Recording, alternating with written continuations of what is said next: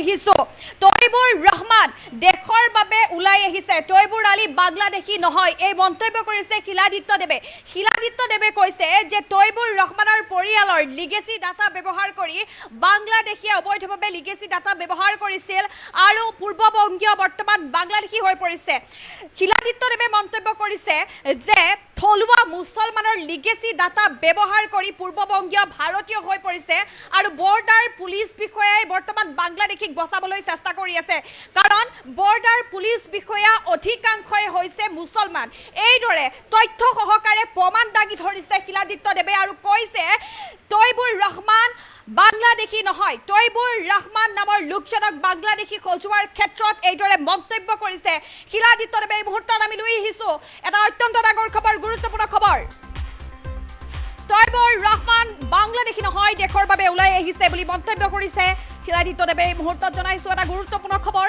থলুৱা মুছলমানৰ legacy data ব্যৱহাৰ কৰি পূৰ্ববংগীয় এতিয়া ভাৰতীয় হৈ পৰিছে তথ্য সহকাৰে প্ৰমাণ দাঙি ধৰিলে শিলাদিত্যদেৱে তৈবুৰ ৰহমানৰ পৰিয়ালৰ লিগেসি ডাটা ব্যৱহাৰ কৰি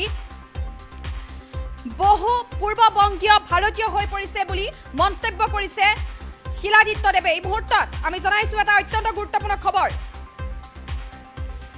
৮০ লাখ বাংলাদেশীৰ নাম কৰ্তন হোৱাৰ পৰিৱৰ্তে ভাৰতীয় হৈ পৰি অসমৰ থলুৱা মুছলমানৰ লিগেসি ডাটা ব্যৱহাৰ কৰি ভাৰতীয় হৈ পৰিছে থলুৱা মুছলমানৰ লিগেসি অবৈধভাৱে ব্যৱহাৰ কৰি নাম অন্তৰ্ভুক্ত কৰিছিল এনআৰসিত বৰ্ডাৰ পুলিচে বাংলাদেশীক বচাবৰ বাবে লাগি ফুৰিছে কাৰণ বৰ্ডাৰ পুলিচ বিষয়া প্ৰায় সংখ্যকেই মুছলমান তৈবুৰ ৰহমান নামৰ এজন লোকক বাংলাদেশী সজাব বিচৰাৰ ক্ষেত্ৰত মন্তব্য শিলাদিত্যদেৱৰ এই মুহূৰ্তৰ ডাঙৰ খবৰ বৰ্ডাৰ পুলিচ বিষয়াৰ বিৰুদ্ধেও গুৰুতৰ অভিযোগ আনিছে বৰ্ডাৰ পুলিচ বিষয়াই বাংলাদেশীক বচাবৰ বাবে লাগি ফুৰিছে বুলি তেওঁ মন্তব্য কৰিছে কাৰণ বৰ্ডাৰ পুলিচ বিষয়া প্ৰায় সংখ্যকে হৈছে মুছলমান তৈবুৰ ৰহমান নামৰ এজন লোকক বাংলাদেশী সজাব বিচৰাৰ ক্ষেত্ৰত মন্তব্য শিলাদিত্যদেৱৰ এই মুহূৰ্তৰ গুৰুত্বপূৰ্ণ খবৰ আমি জনাইছো নেশ্যন এনিৰ প্ৰতিগৰাকী দৰ্শকক অত্যন্ত গুৰুত্বপূৰ্ণ খবৰ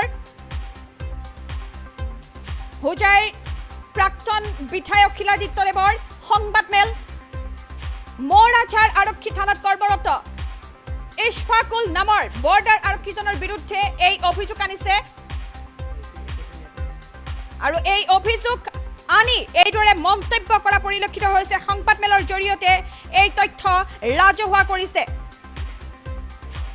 বাংলাদেশী মূলৰ মুছলমান লোকক ৰক্ষণাবেক্ষণ দিয়াৰ অভিযোগ প্ৰাক্তন বিধায়ক শিলাদিত্যদেৱে উত্থাপন কৰিছে হোজাইৰ তাৰাপুৰৰ আজিৰ উদ্দিন সমীৰ উদ্দিন সাহাবুদ্দিন কামাল উদ্দিন আৰু আব্দুল সুবুৰ নামৰ ব্যক্তিকেইগৰাকীয়ে একে গাঁৱৰে তৈবুৰ ৰহমান নামৰ ব্যক্তিগৰাকীৰ ককা দেউতাকক জুৱাদ আলী লিগেসি ব্যৱহাৰ কৰি লিগেসিৰ ডাটাৰ লগতে নথিপত্ৰ জালিয়াতিৰ কৰাৰ অভিযোগ উত্থাপন হৈছিল আৰু তাৰ পাছতেই মৌৰাঝাৰ আৰক্ষী থানাত কৰ্মৰত ইশফাকুল নামৰ বৰ্ডাৰ আৰক্ষী জোৱানজনে তৈবুৰ ৰহমান নামৰ ব্যক্তিগৰাকীকে বাংলাদেশী গোচৰ তৰাৰ ভাবুকি প্ৰদান কৰাৰ অভিযোগ উত্থাপন হৈছে আৰু বৰ্তমান এই যি সমগ্ৰ তথ্য সেই তথ্য দাঙি ধৰিছে শিলাদিত্যদেৱে সংবাদমেলৰ জৰিয়তে এই সকলো তথ্য দাঙি ধৰিছে থলুৱা মুছলমানৰ লিগেসি ডাটা ব্যৱহাৰ কৰি পূৰ্ববংগীয় ভাৰতীয় হৈ পৰিছে বুলি মন্তব্য কৰিছে এই মুহূৰ্তৰ এটা অত্যন্ত ডাঙৰ খবৰ জনাইছো ৮০ লাখ বাংলাদেশীৰ নাম কৰ্তন হোৱাৰ পৰিৱৰ্তে ভাৰতীয় হৈ পৰিল অসমৰ থলুৱা মুছলমানৰ লিগেসি ডাটা ব্যৱহাৰ কৰি ভাৰতীয় হৈ পৰিছে থলুৱা মুছলমানৰ লিগেসি অবৈধভাৱে ব্যৱহাৰ কৰি নাম অন্তৰ্ভুক্ত কৰিছিল এনআৰসিত বৰ্ডাৰ পুলিচে বাংলাদেশীক বচাবৰ বাবে লাগি ফুৰিছে বুলি মন্তব্য কৰিছে শিলাদিত্যদেৱে এই মুহূৰ্তত মন্তব্য আমি আপোনালোকলৈ আগবঢ়োৱাৰ চেষ্টা কৰিম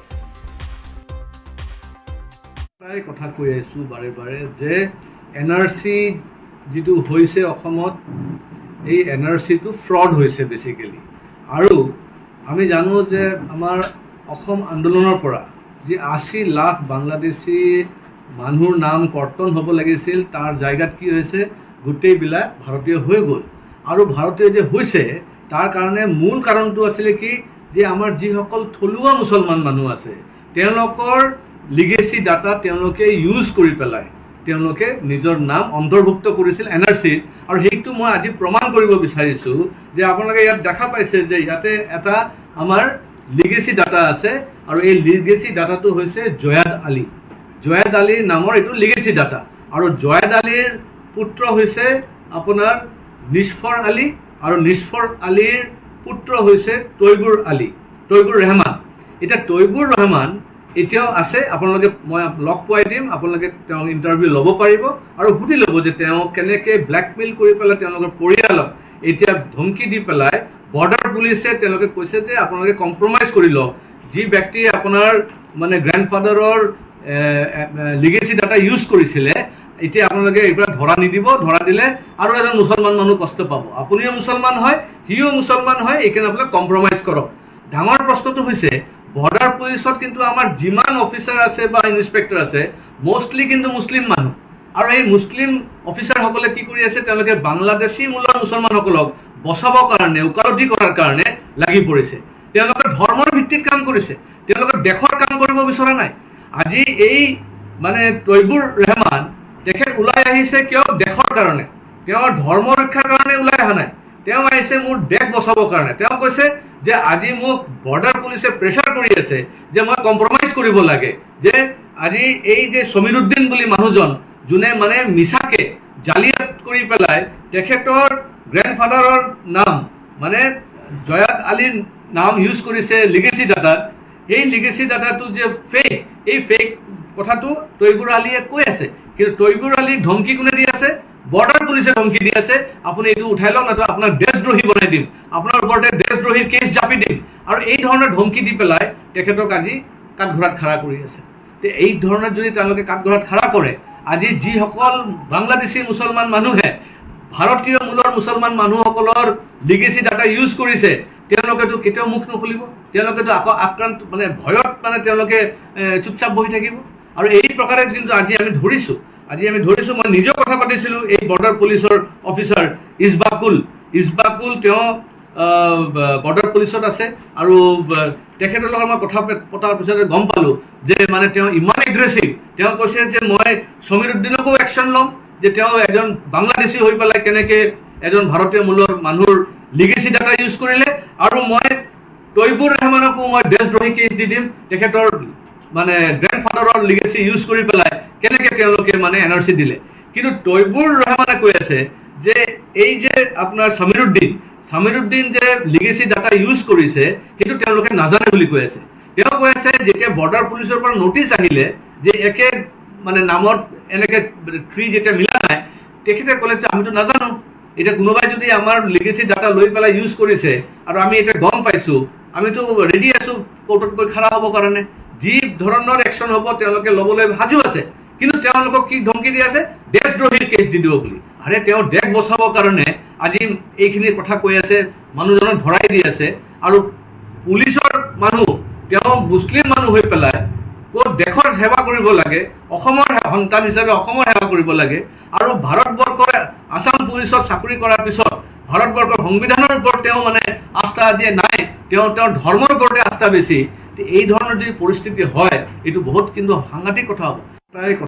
মোৰ আজি কেইদিনমান আগতে মোৰ ঘৰত মোৰ দেউতা আছিল, হঠাৎ মোৰ মোৰাজাত আৰক্ষী বিষয়াৰ সীমান্ত বাহিনী যিজন পুলিচ আছিল সেইজন মোৰ ঘৰত আহি মোৰ দেউতাৰ লগত কথা পাতিছে যে তোমালোকৰ আজিৰুদ্দিনক তুমি চিনি পাই নেকি? বোলে আজিৰুদ্দিনটো গাঁৱৰ মানুহক ওচৰা ওচৰি মানুহক চিনি পাওঁ। বোলে কি হৈছে? বোলে তেওঁতো তোমাৰ কি ভাই নেকি? বোলে নহয়, মোৰ একো নহয়, মোৰ বংশধৰো নহয়। বোলে তেওঁতো তোমাৰ ভাই হিচাপত তোমাৰ লিগেল তোমাৰ ডাটাটো ব্যৱহাৰ কৰিছে, সেইটোতো তুমি মইতো মোৰ ওপৰত এটা বাংলাদেশী কেছ টেকৰ ওপৰত আহিছে, সেইটো কাৰণে মই আহিছোঁ। পিছত মোৰ দেউতাই মোক মোৰ ভাই এটা আছিল ঘৰত, এইটোক দি ফোন কৰিছে মোক। মই কপাহবাৰী বজাৰ ওচৰত আছিল, মই তাৰ পৰা আহিছোঁ। অহাৰ পিছত মই বৰ্ডাৰ ছাৰ কি হৈছে? বোলে এইটো তোমাৰ নাম কি? মই নামটো ক'লোঁ। তোমাৰ কি হয়? মোৰ দেউতা হয়। পিছত মই বয়স্ক মানুহ প্ৰায় 85ৰ ওপৰত তোৰ বয়স আছে। মই কৈছোঁ ছাৰ মোৰ লগত কথা পাতক। সি মোৰ লগত কথা পাতিছে যে তুমি এই যে যিজন মানুহ আজিৰুদ্দিন নামক চিনি পাওঁ, মোৰ ঘৰৰ ওচৰা ওচৰি মানুহ। বোলে এইজন মানুহতো তোমাৰ নিজা মানুহ হয়, তেওঁ তোমাৰ দাদাৰ নাম জয়দালি, তেখেতৰো জয়দালি, একেই জয়দালি। ক'লাম ছাৰ একেই নহয়, তেওঁৰ জয়দালি তেওঁ যি সময় আহিছে তেওঁ কৈছে বৰাকবিলিৰ পৰা আহিছে না ক'ৰ পৰা আহিছে সেইটো নাজানো আমালোকে। আহি তেওঁৰ জয়দালি এটা নাম ব্যৱহাৰ তেওঁ কৰি আছে। জয়দালি কোন হয় আপোনাৰ? জয়ীদ আলী গাঁৱত মানুহ আৰু 3জন আছে, কিন্তু তেওঁ বলছে আপোনালোকৰ লিগেচি ব্যৱহাৰ কৰিছে, সেইটো আমাৰ লিগেচিটো চুৰি কৰি ব্যৱহাৰ কৰিছে। আপোনাৰ নাম? মোৰ নাম তৈয়বুৰ ৰহমান। আপোনাৰ দেউতাৰ নাম? মহম্মদ নিস্ফৰ আলী।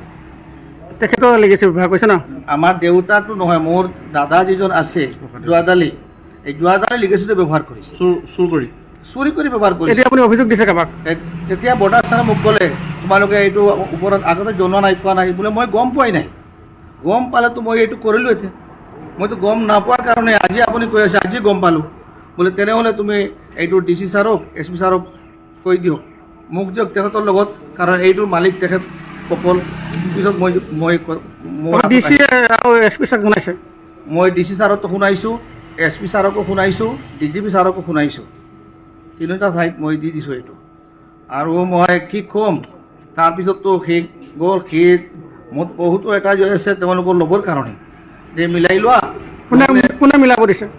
বৰ্ডাৰ ছাৰে মোক কৈছে তেওঁলোকৰ লগত মিলি লওক। বৰ্ডাৰ ছাৰজনৰ নাম কি? ইছবাকুল। তেওঁ ক'ত থাকে? মোৰাজাত।